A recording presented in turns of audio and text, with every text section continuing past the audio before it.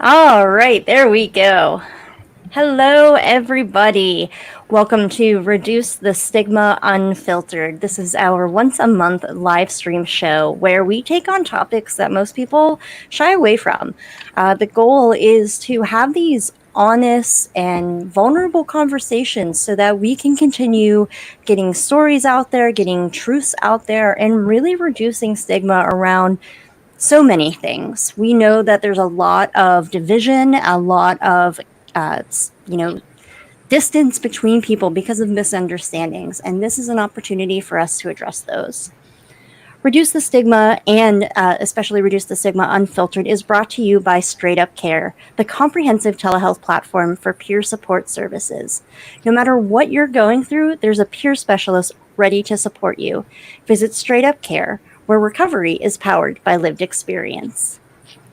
So today I am joined with Dr. Mo, my co-hosts, as well as Rob and Tom. I will let them all introduce themselves, but I'm so excited for today. This is our second live stream, and we're going to talk about all things culture. So let me just go ahead and start. Dr. Mo, do you mind introducing yourself, and then we'll move on to our guests? Absolutely. I'm Dr. Mo, and I'm the CEO of Straight Up Care, and I'm so happy to be here with all you guys. Right. I'm Rob Cooper, CEO for Zero Hour Life Center, which is a recovery community organization out of Florida. I'm Tom Dakota. I'm from Sistine, South Dakota. And hopefully I'll get to be CEO soon too. There you go. You can be CEO of Tom. There you go, right? So, thank you all for being here. Like I said, we're going to talk about all things culture. And I want to start by just throwing this out there.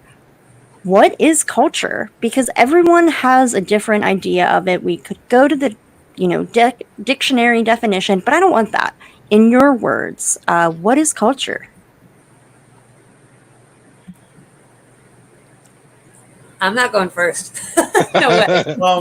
It's culture to me is belonging to something, belonging to something. And me being African American, we have a lot of culture. So I do things different from a lot of people because that's how I was raised. So, and it's not a bad thing. It's just, that's how my neighborhood, my where I was born at, that's how, and then, so belonging to something and really adapting to what you were keen to, what you are, what you know. All right. Thank you. And what about you, Tom? What's culture in your words? I'm a Dakota from Sistine. We kind of have the culture I always thought is like a way of life for us. Like we don't practice it. It's just something that we live every day. We're taught by our elders, and I was just a way of life that I live. I'm a cultural director. I could be a cultural counselor, but it's just what I learned or what I was taught I can pass on to someone else. It's kind of like what Rob said, belonging to something. Yeah. Yeah, I love that. So that's kind of where I was going to go too. I think like my culture doesn't look or feel as deep in some areas, and in some it is, right? So I belong to a few different cultures that make me who I am. And a lot of them look like my spiritual culture, or I spent a majority of my life playing roller derby, and I feel really tied to that culture and what roller skating looks like and being part of a team. And so I still kind of bring some of those parts with me, right? And then like, my family piece that comes together too. What does my family look like, and what does that culture look like as well? And whether I adhere to all that or not is a totally different story, but it's part of what makes me me.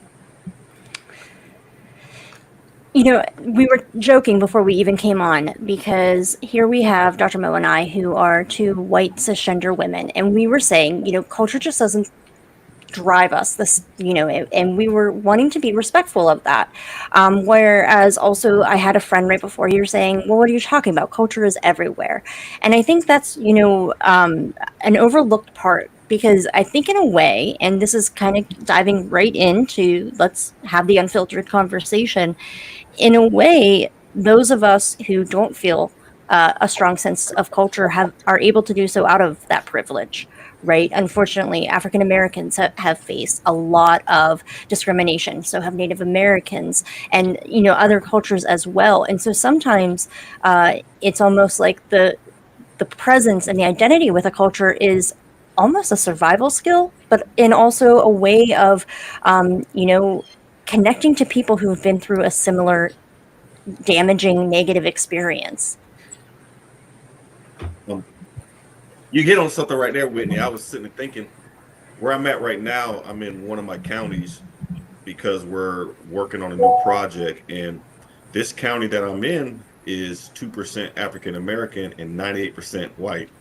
And this is where Zero Life Center started from, in this county. And I can remember going around in this community and trying to talk about our organization and talk about recovery and talk about, and I used to have my COO with me, and she was white, and they always looked at her like she was in charge of me. And but what was my shelter shock was I went into the Walmart here, and I walked to the Walmart, and I was the only African American person in the Walmart, and it scared me because I came from the military where it's so diverse, and I was in the Marine Corps, and yeah, there's a difference. There's more there's more white than African American in the Marine Corps, but when you travel around, you see different things. So, but when I moved down here to Florida, I was like, okay, I'm thinking Orlando, Miami, Tampa, and I got to this county, and it was a shelter shock for me.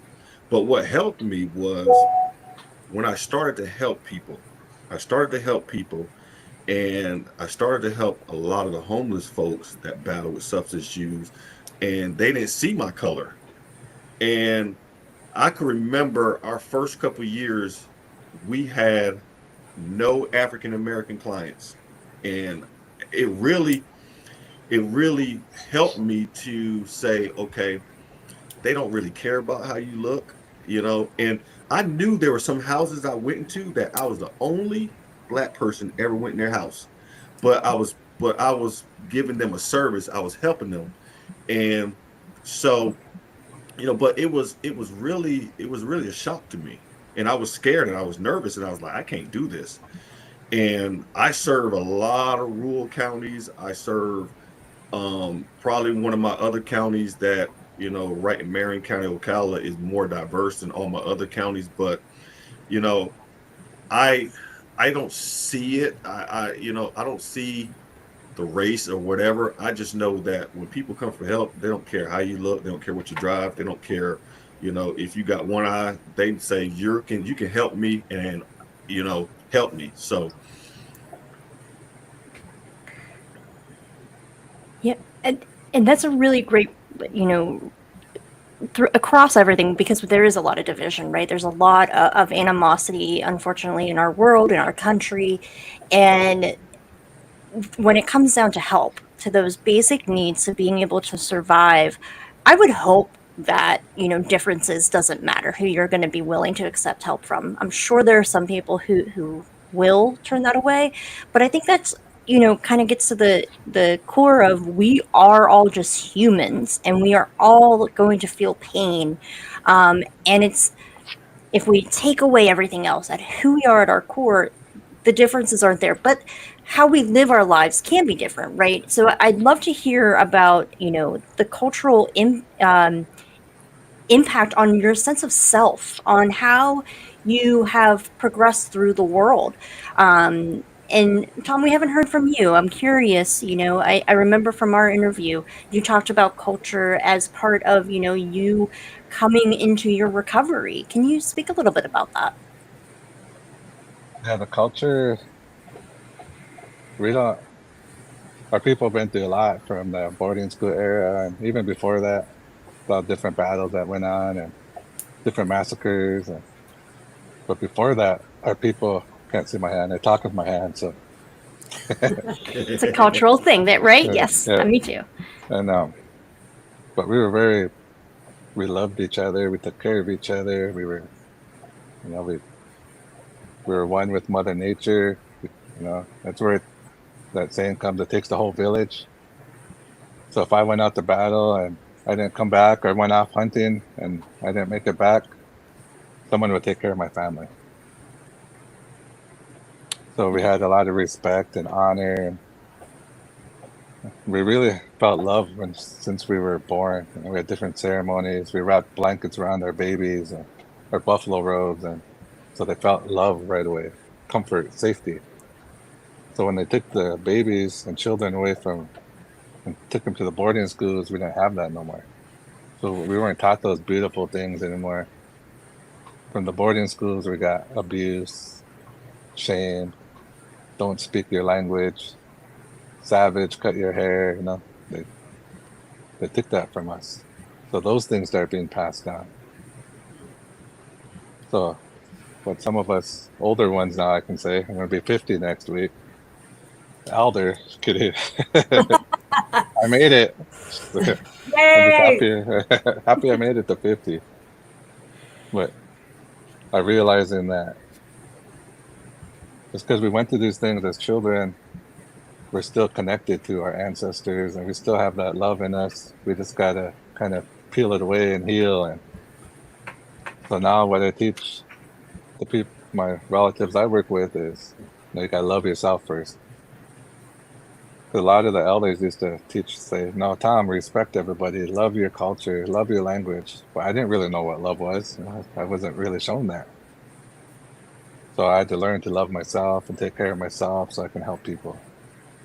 So now, if I do that now, some of my older kids seen me in addiction and still not in recovery. In my first 10 years, I didn't really dig into loving myself yet or healing. So they didn't learn what love was either, but now I'm teaching them. So if I start doing it, my kids start doing it, my grandkids start doing it, in 7 generations, they don't have to learn it again. So that's what I try to teach people. All this stuff happened to us, but it's up to us to change it with the help of Dr. Mose and other relatives. So that's how the culture is kind of adapting now. We've been through so much where we still understand what love is and honor, but we have to kind of peel off the onion. There's the onion, layers of onion to get to it, because it's still in there, just kind of asleep, they say. So that's beautiful. So as someone, like I said, who isn't really connected to culture, I think I'm in Hawaii and this is my second summer here. And so I really took it upon myself to try to explore the culture, what it looks like. And I think, I see a lot of ties to the Native American population too, being, surrounded with that in South Dakota as well. And I think the beauty comes from being somebody who's maybe not involved with either one of these cultures, but gets to see it from afar. And I'm not going to lie that sometimes I'm a little jealous. I'm like, I wish I had ties like that, right? Especially in this beautiful island where I'm like, oh, it'd be really neat if I knew what the hell was going on with these ceremonies and stuff. But just to be able to experience them and have my daughter walk along that with me to see the different cultures that are here and how to tie her back to the earth and show her, the beauty of Mother Nature and how the Hawaiian population just really lives aloha. And I think, although I am not Hawaiian, I have a little piece of that in my soul, right? I carry aloha with me for sure. Even though I don't, carry that blood, but it's so beautiful to be able to experience different cultures. And I think as I've traveled the world and anytime that I'm in a place where I'm the only person from the United States, or there's not many of us, or I don't speak the language, it really takes me down to and reminds me how small I am. And I think that's good. I think it's nice to have a nice ego wipe like that every now and then. I think it's good to know that our language is not the only language that's spoke, right? English is not the biggest language there is, right? And we forget that if we stay in our little town, in our little space, and right? And so to have this expansive place where it's not my language, it's not my food, I don't look like anyone, it's so good for you too. And it just helps me love everyone just a little bit more, right? Because we are all different. And I love to learn what what makes people tick anyways. But then like, if I can learn also what's your cultural piece, because that's a huge part of the core of who people are.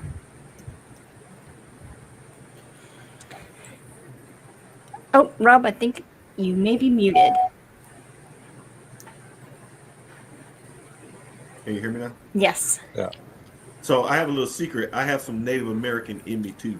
Ooh. So I do. I really, on my father's side, my father's mother, my grandmother was full-blooded Shinnecock Indian from Long Island, and so I have a small percentage. Can't you see my cheeks and all that?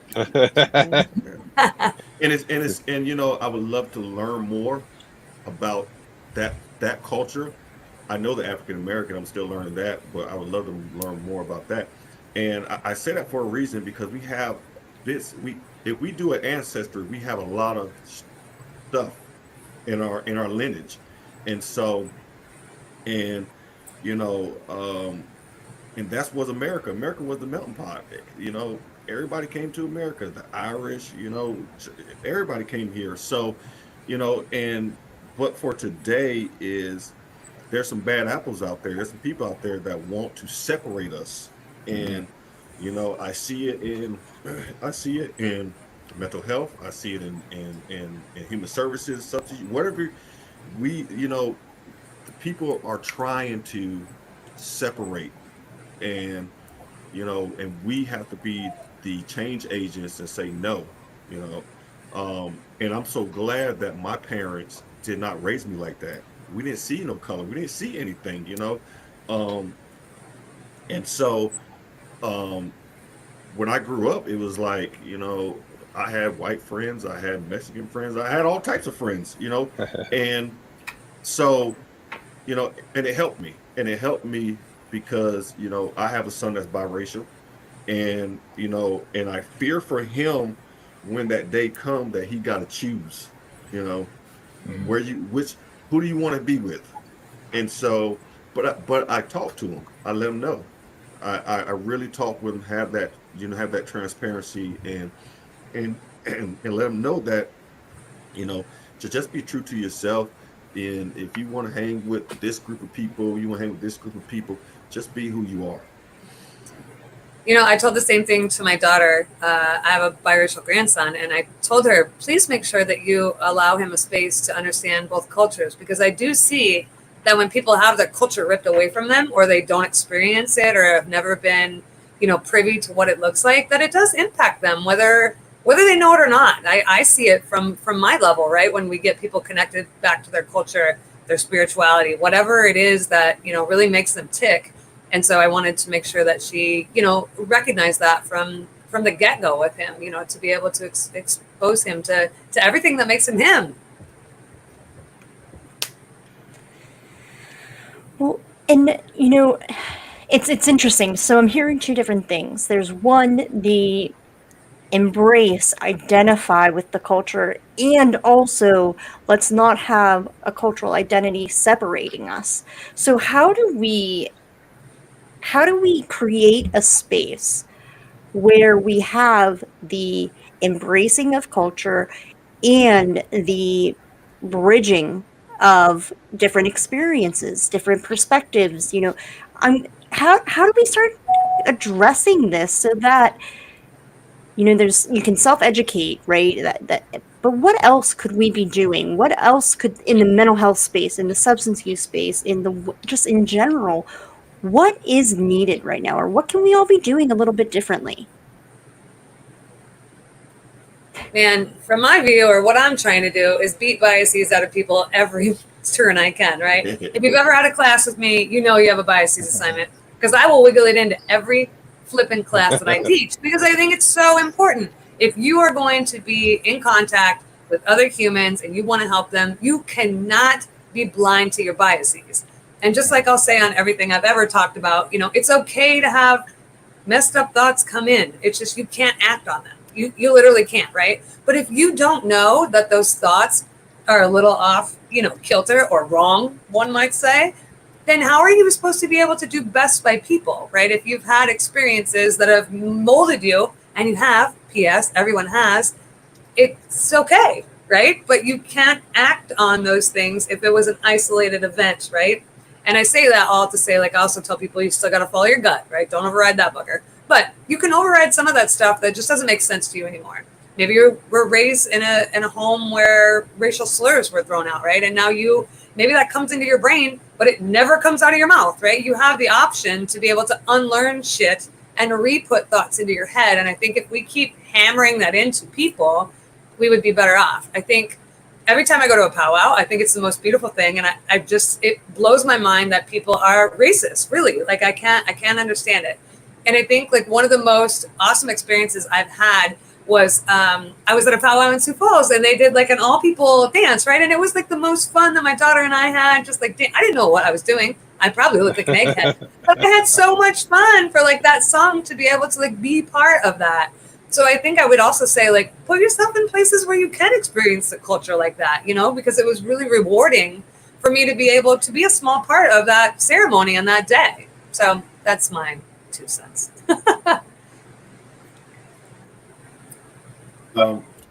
I like that, and we all got biases, you know, we all got biases, but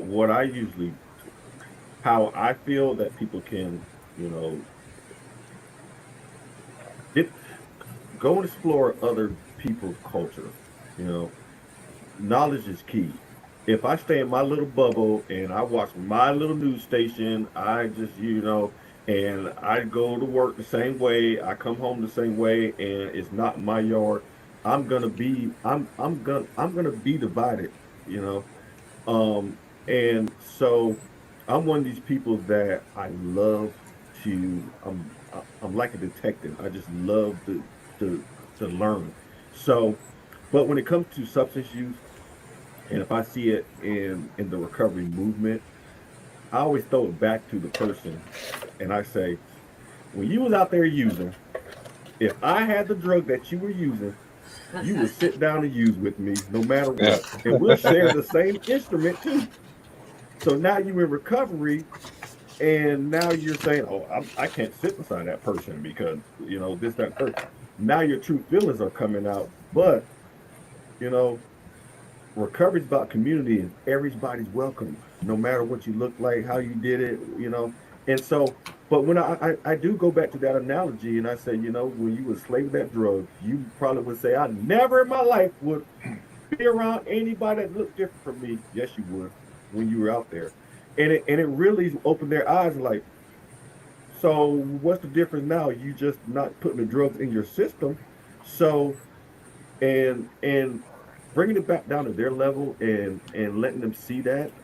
Um, and then I throw and then I just really hone in on that and say, look, how can you talk community and you don't like the way I look, or you don't, so um, but yeah, just using that analogy with someone.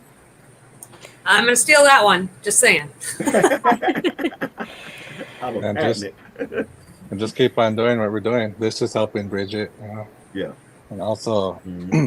respect respect everybody, and don't think my culture is better than your culture, and just start with this. Even if there's just 4 of us starting this right now, it's going to grow. People are going to see how good it is and how happy we are and how we're helping people, so they're going to want to heal themselves and come join us. And also from my experiences is when outside your culture, they come in and try to tell you how to do it. This is what you got to do to help your people, and that kind of don't do that. If you don't know, it kind of hurts. Well, for a native person, it hurts because of all the oppression and colonization, and so that just sticks in their head. Just respect us, and I'll respect Rob. I respect Dr. Mo. I respect Whitney. The way you guys help people is going to be different from the way I help people. And we just got to work together and put our strengths together and help people in that way. I'll take my strength, kind of like the Avengers, the ring thing. Oh, we Put them should all get some together. of those. Put them all together, and we're stronger. That's right. You're so right. And It's interesting because I, I don't I don't know if people really know how to go about exposing themselves to different cultures or different experiences. I remember in graduate school and actually in undergraduate as well, I had two classes on culture, and both of them required that the students go to a place where they're not in the majority. For one, I went to an African American church, and for another, I went to a Jewish temple. And and that was I grew up Catholic, right? But I also felt like I was invading a very sacred space, and how to do that in a respectful way so that I can learn while also not, like going into a recovery meeting or something like that. I would never want to um, take away from the sanctity of those spaces, or whenever, you just really need to be people who understand the experience. Any tips on how to engage in cultural diversity while also respecting the fact that sometimes that space needs to be sacred?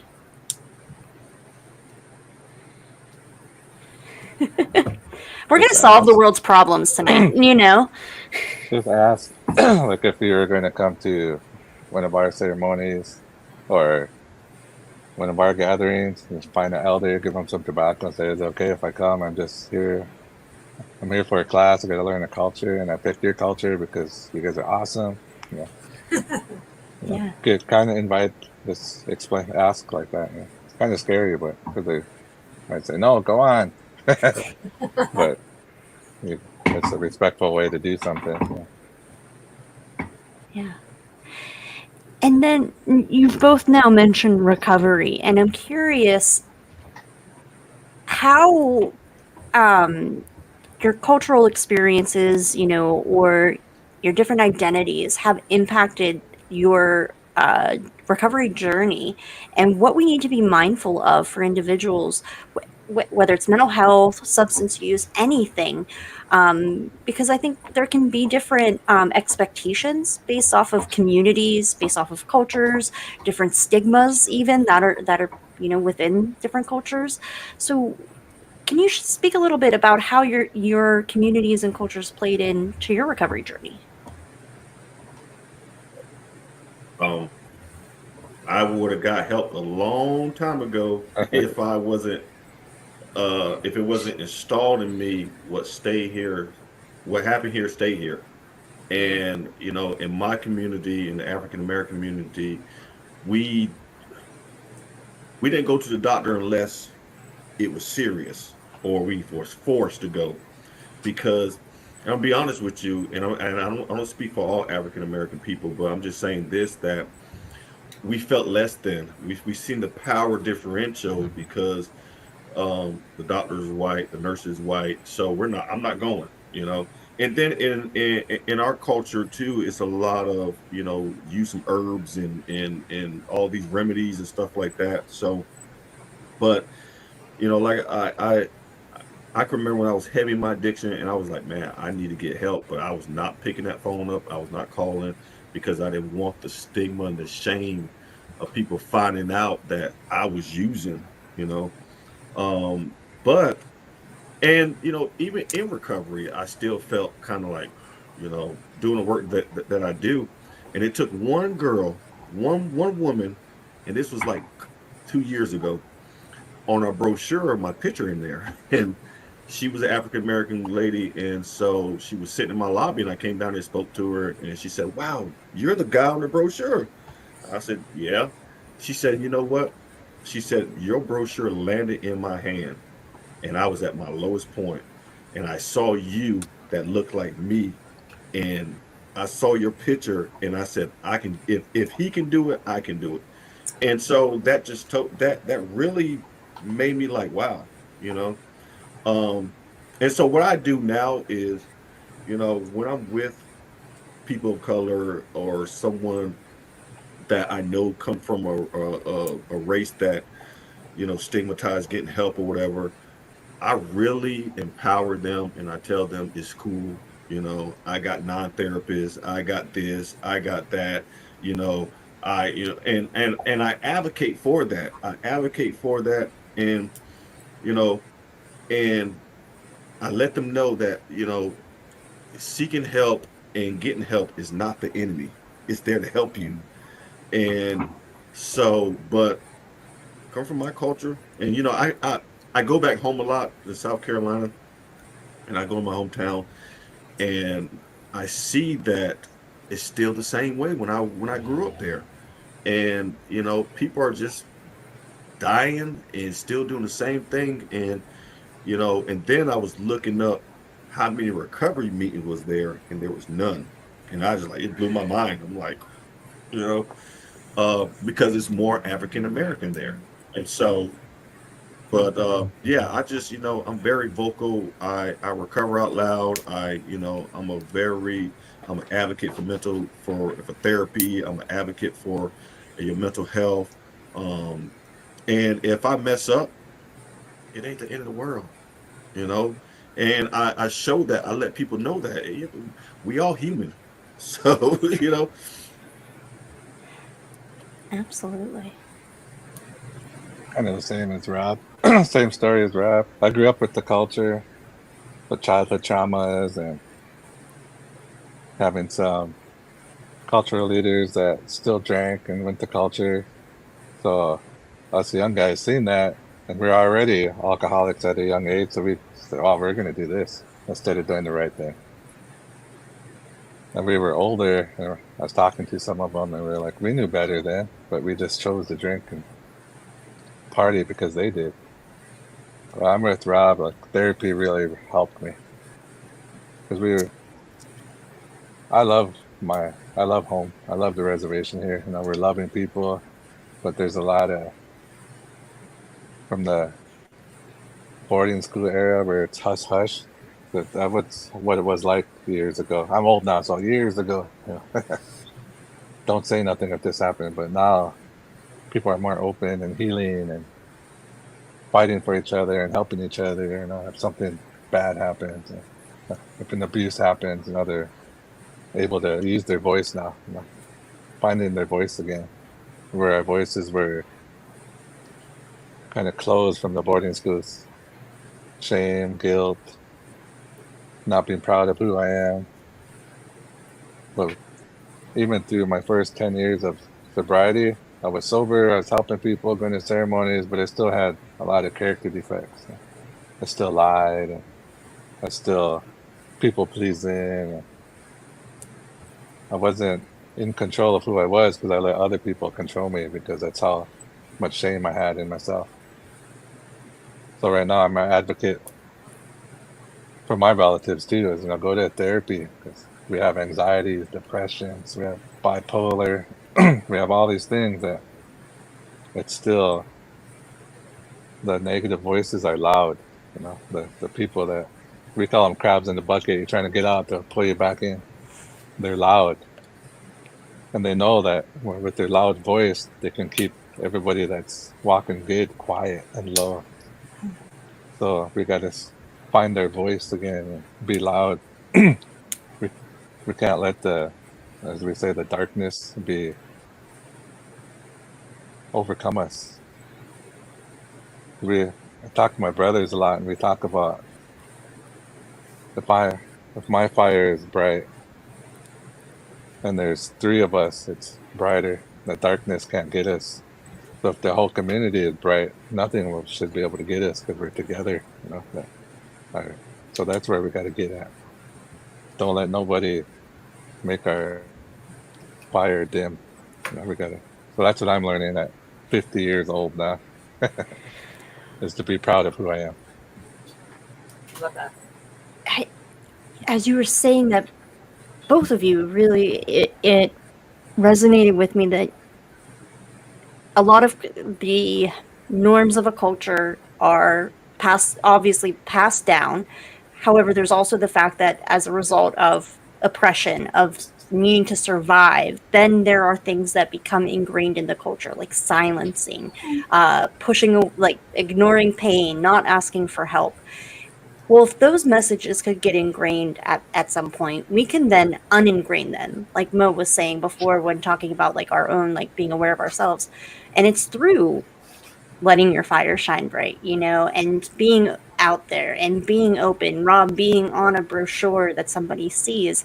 We can work then towards a culture of asking for help, of tending to your well-being, of, you know, connecting with people rather than trying to distance. And it's just, and there, this, like you said, Tom, this is a start down that path. And so it just really is resonating with me how we have the ability to make it so that the next generation or generations to come have a different culture.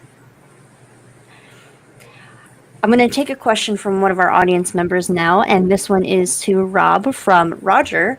Roger asks, what is the biggest culture shock now in the Black community?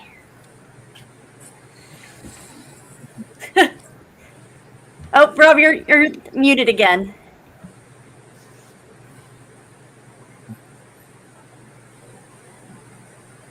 Oh, maybe your mic isn't working.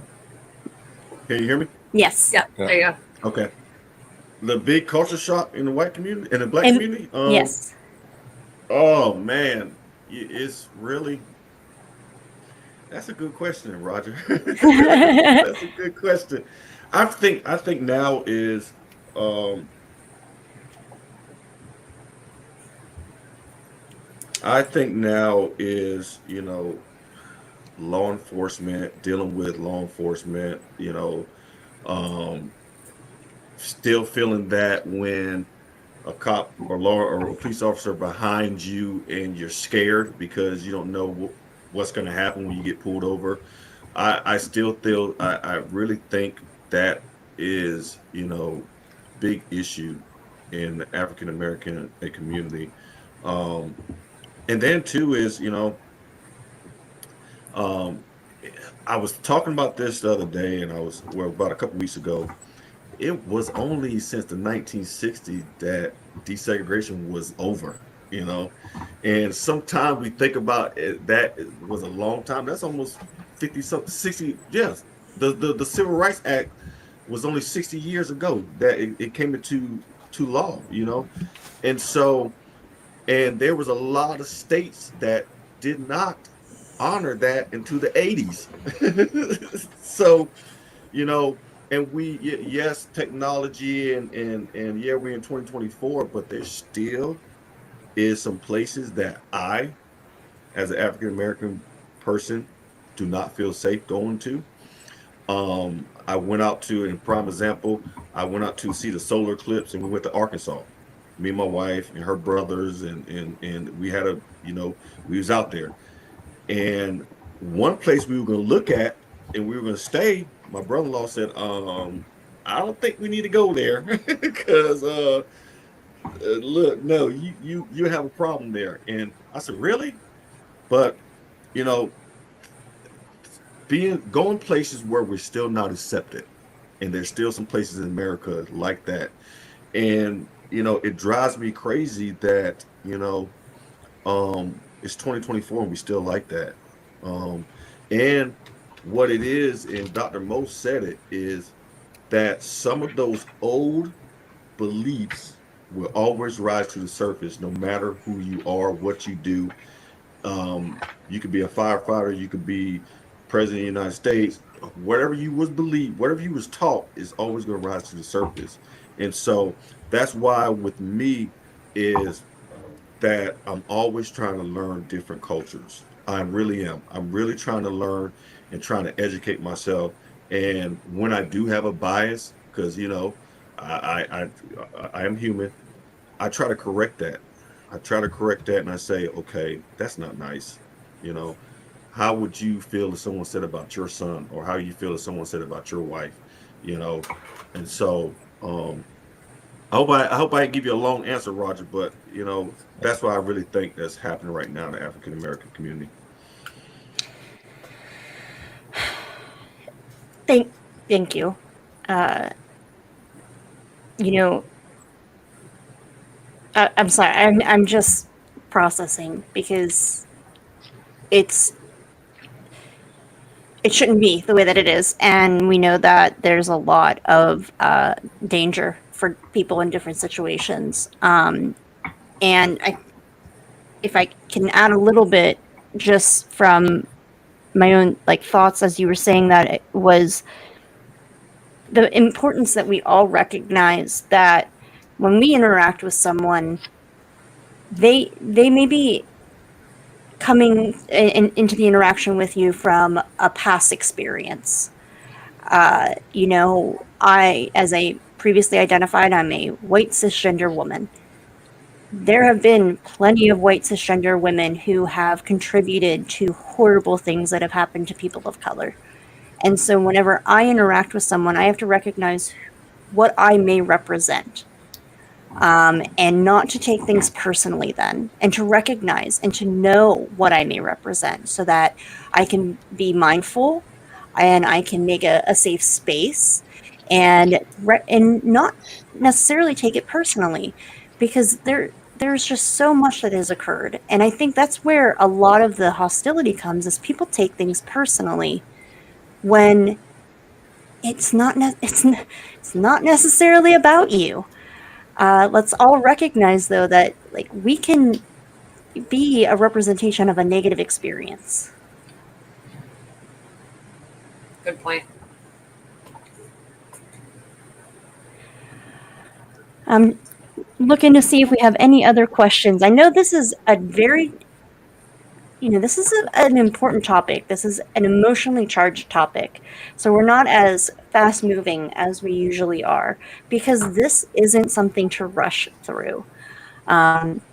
So as we continue to touch on these things, I just want to thank you all again for engaging in this conversation, and ask, let's go a little bit into the positivity of where our cultures and communities can play a role, and how do they contribute to our well-being? Because I think that's something that we haven't yet touched on. What are the things that we can pull from communities and cultures to help us be our best selves? So I think I want to answer your previous question to this as well. I know my screen is behind. Is my voice okay still? Yes. Okay, cool. So you were asking, like, how do we experience cultures and still be respectful? And so it kind of, as I've been on the island, I definitely did not want to ever step on anyone's toes or do anything that was disrespectful. And so I very much spent last year just kind of like, okay, here's where I know that I fit in. I know the driving style, which, no offense, people in Oahu, it's terrible in Honolulu. Anyways, beyond that, I wanted to make sure that I was respectful about how to, like, little things like how to drive. What does it look like to drive in this culture? What does it look like for me to go to the beach? Are there beaches where people don't want me? And there are. And I asked people that because I wanted to make sure that I wasn't being disrespectful in any ways.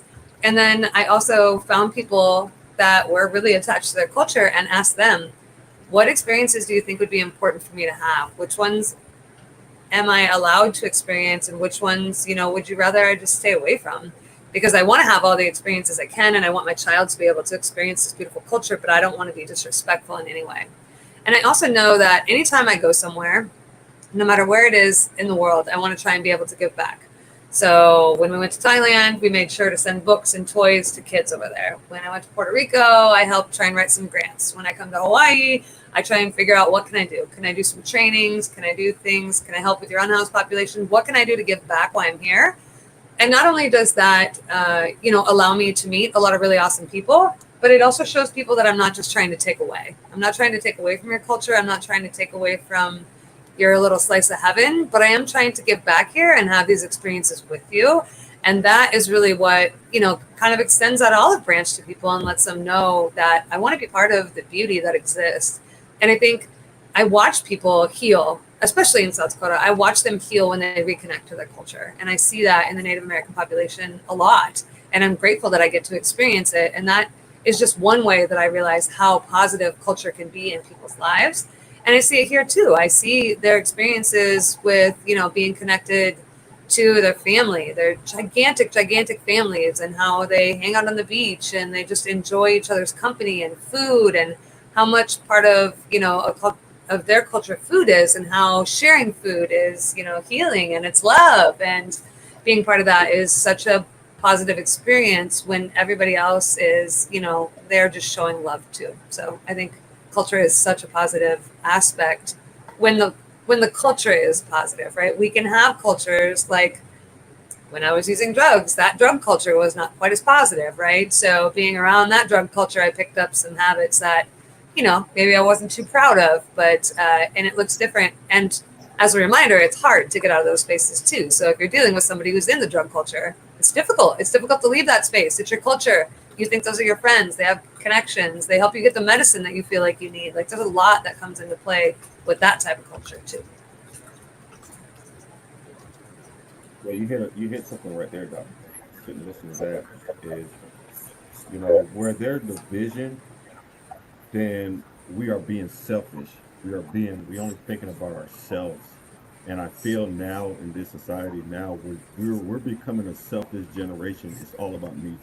Me. How can I, and you know, we don't think about our fellow man or woman out there, and you know, and then I justify it where I can say, you know, well, my office, I have a Latino that sit beside me. I have an African American that sit beside me, and but I don't feel that way.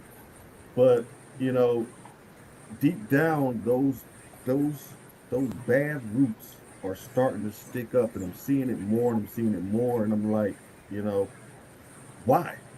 Why? Because the everybody's going after the same result, is to have a successful life. And you know, it doesn't matter. The money's green, the quarter's still silver, it ain't changing. And so, but I feel that people are scared now. They are scared. They are scared of. They're just scared, and so when they're scared, they become more selfish. And I think about a time about 4 years ago, 5 years ago, four no 4 years ago, um, when everything was happening in the news, and you know, all this stuff, George Floyd or whatever, and I was scared. I was terrified, and I came home, and I went home, and I went to my mom, and I said, "Mom," I said, "it's wild out there." I said, "Look," I said, "will it ever go back to when you were growing up in the 50s and the 60s?" She said, "Son, no." She said, "The difference is now you can buy the house, you can get the car, you can do this, you can do that, you can own a business, you can do that." And I thought about that, and I said, "You are correct. I Today I can be a business owner. Today I can walk on the car lot and get that." But there's some people out there that still living in the 50s and the 60s, and they don't want to embrace different cultures, and they don't want to open their eyes. And how can you be so dumb and just walk around in your bubble, and doesn't see the world is changing around you? And you know, so, and all of us on here, and like I said, are change agents. It starts with us. And you know, this DEI, whatever, you come to my organization, it's diverse. I have diverse in my organization. I have a person that's LGBT plus, I have white, I have black, I have women, I got them all. I have them all because I want people to feel included when they come to my organization. I want them to feel safe. I want them to see that, okay, we as different cultures can come together and work as a cohesive group. And um and so, you know, but I really feel that we are becoming too selfish. Me, and it's all about me. With our culture, it was taken away from us. We weren't able to practice our culture till 1978 without going to jail. So we're trying to reconnect, and but I seen language. They took our language away, but it's still inside of us. So when we hear it more and more, hear the songs more and more, it wakes something up. lost it. You still hear me? Yep, we Oh, gotcha. oh. Yeah, and it keeps or wakes something up in us, and I seen the brightness come out of it, of people. And we've been through a lot, and so I always advocate for therapy because I grew up around the culture, but it didn't keep me sober. It didn't get me to love myself. I had to find out how to do that. Because in our language, I asked the elders, how do I say I love myself? They told me how to say it, but then they said, you can't say that. And it's like, they call it ihadata, like bragging. So they said Dakotas don't say stuff like that. But because we didn't have to, there's not a word in our language for love because it was a verb. So we showed it. We didn't have to say I love you because we showed it all the time. So I told them that I didn't know what it is. Nobody really showed me what really love was for me to love myself. So I told them I got to love myself in order to understand it, even if it's for a little bit. Then I don't have to say I love myself, but I still do. I look in the mirror every day. Tom, I love you, because I got to do that sometimes because I Yeah. don't love myself. But so then I can start showing my kids and start helping the people I work to understand what love is. It starts with you. So that's where the positivity of the culture comes in, where we feel a sense of pride. Like we're not supposed to be prideful people either, but we don't like ourselves from drinking and being childhood traumas. Like I still don't like myself very much some days. You know, I gotta do that hard work in the morning to smudge off and pray and tell myself, you know, you are a good person, Tom. You do deserve good things, Tom. You do deserve to have good friends like Dr. Mo, Tom, just kidding. And now Rob, you know, like I do deserve those things. Whereas growing up, I didn't think I deserved anything. And whereas our long time ago, we didn't have to say, Tom, you deserve good things. We just lived. It was just normal to be happy and to love and to take care of each other.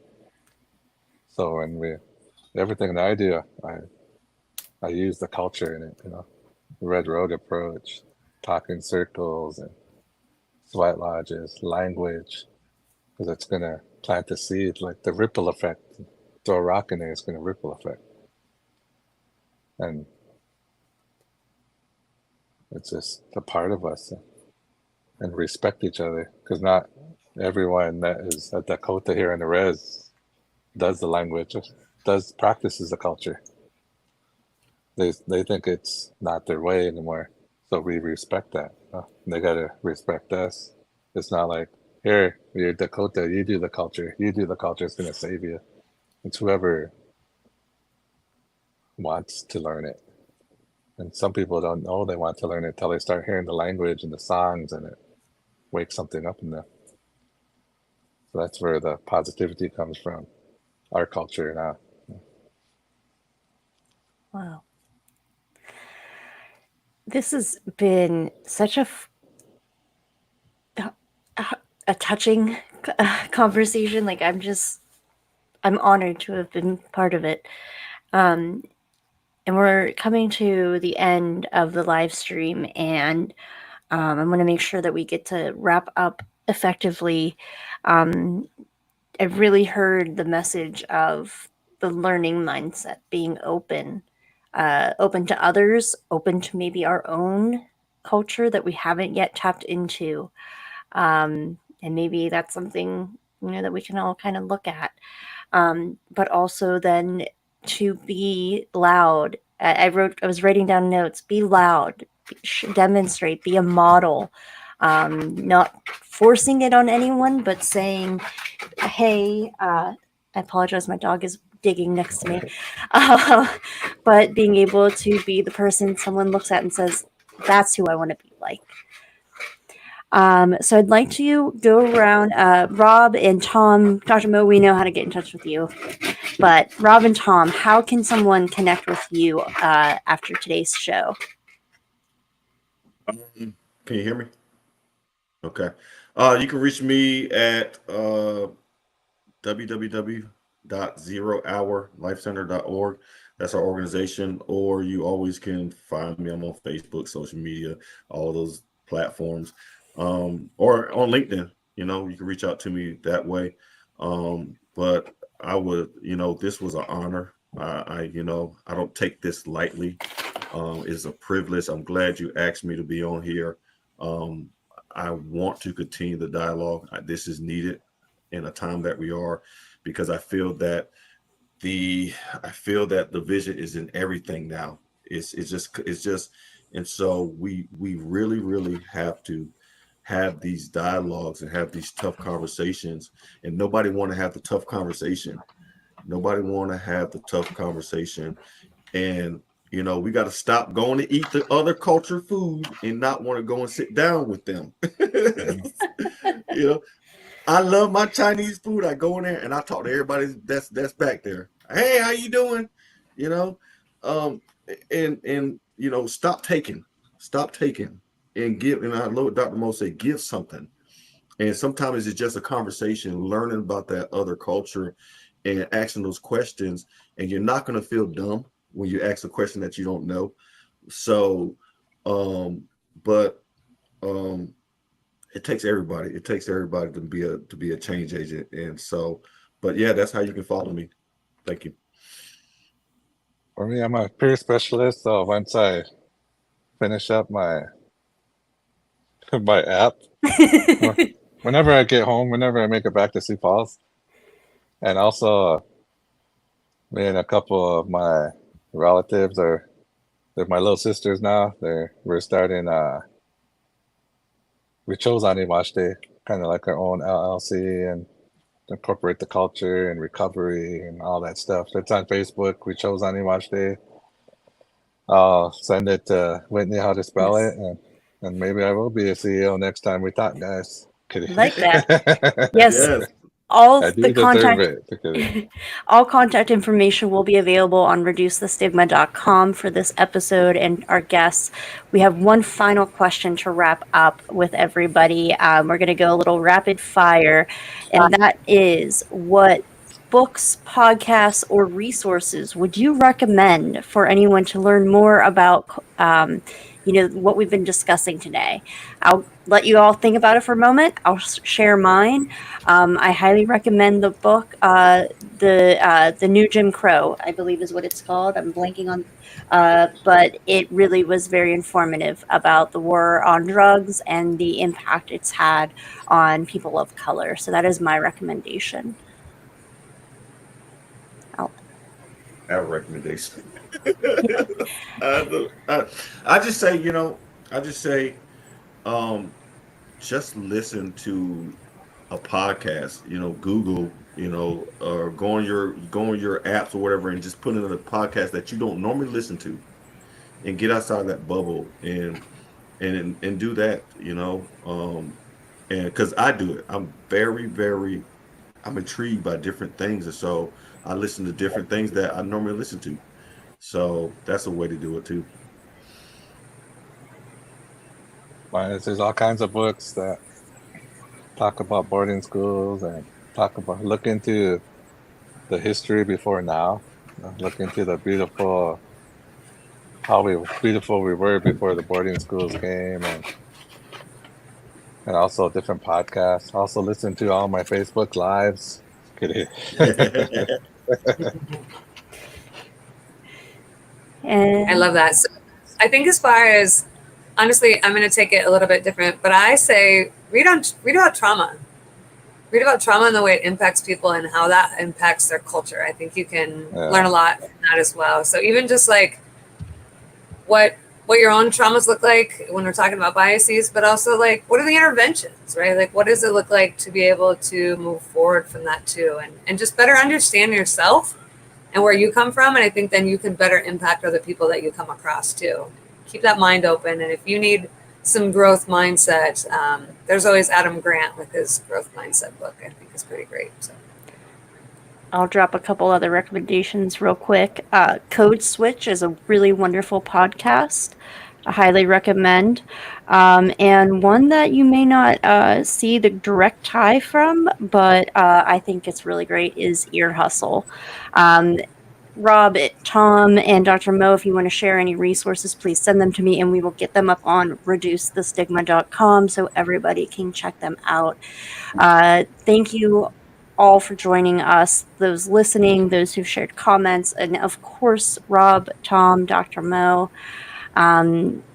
This was a really wonderful conversation and hopefully just one of many. And we're going to just work together to make these conversations more common. So, Yes, thank you. Absolutely. thank Yeah, you thank all, you. Thanks, Vicky. and have a good evening.